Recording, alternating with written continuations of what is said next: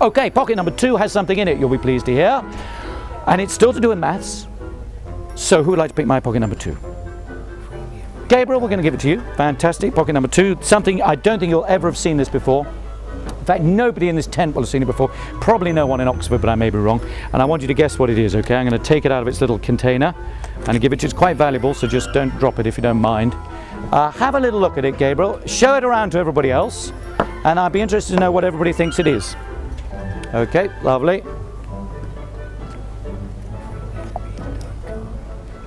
Any ideas, madam?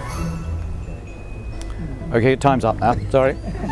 We've got lots to do. Yes, there we are, Gillian.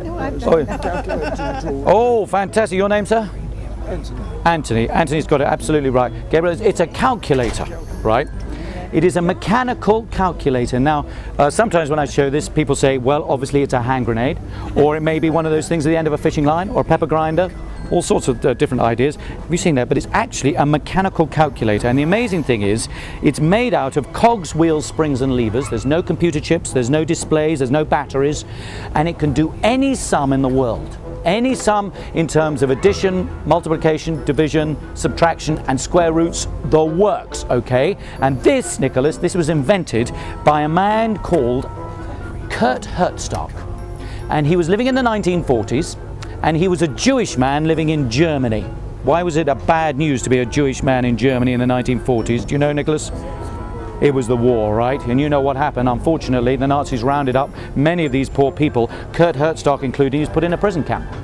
And he thought to himself, well, I don't know what's going to happen to me, but I'm not going to just sit here and do nothing. I'm going to make this machine that's going to change the world. Just imagine if you could create a calculator. This is before there was any computers or anything like that, okay? Imagine make a calculating machine that you could hold in the palm of your hand that could do all the maths in the world. Wouldn't that be amazing? So he sets out designing it, and he designs it on pieces of paper with cogs. He's thinking of what cogs and wheels and levers and springs, etc., etc. And then he gives it to his Nazi captains and says, look, keep me alive. I've got this amazing idea. I've got to live to be able to make this machine. And the Nazi captors decide this guy is a clever guy. This Kurt Hertzstock, will keep him alive, and then we'll get him to make his machine, and then we will, when he's made it, we'll present it to Hitler and pretend that we made it. You see, they were cowards in those days in Germany.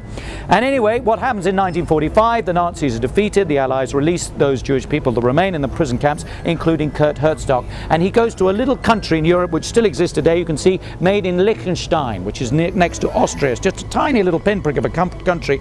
He goes to Liechtenstein, and he gets his little machine made, and this is it. It's called a Curta, named after him. You can see it on the Wallbook up here in the 1940s, and I'm going to demonstrate to you what an incredible piece of engineering this is by giving Gabriel here one of these newfangled things, a calculator. You know how to use that?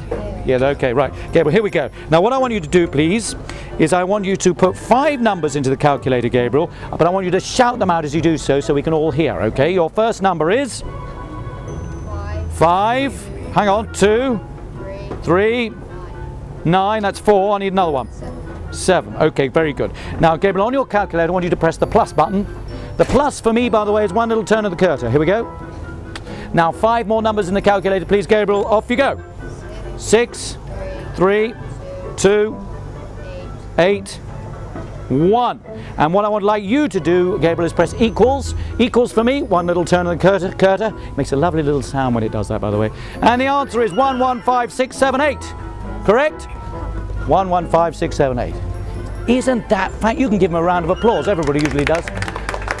Because this machine can literally do any sum in the world. You can see this, Gillian. Do you see it down there? If you can see it on the display, 115,678. Yeah, there, just about. And it's just made of cogs and levers and wheels and springs, and you can do anything. So I would suggest to you, Nicholas, we'll do the question at the end because I've got to rush through here.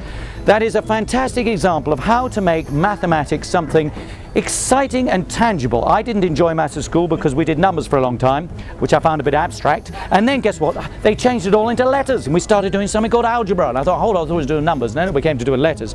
We did all these things with letters, and I didn't understand what they were about really. But now, aged 46, I have rediscovered the joy of maths by having something tactile, an object with a story and a narrative. And every time now I want to pick it up and I want to do my maths. So it's really changed my whole perception of maths by thinking of it in a different way.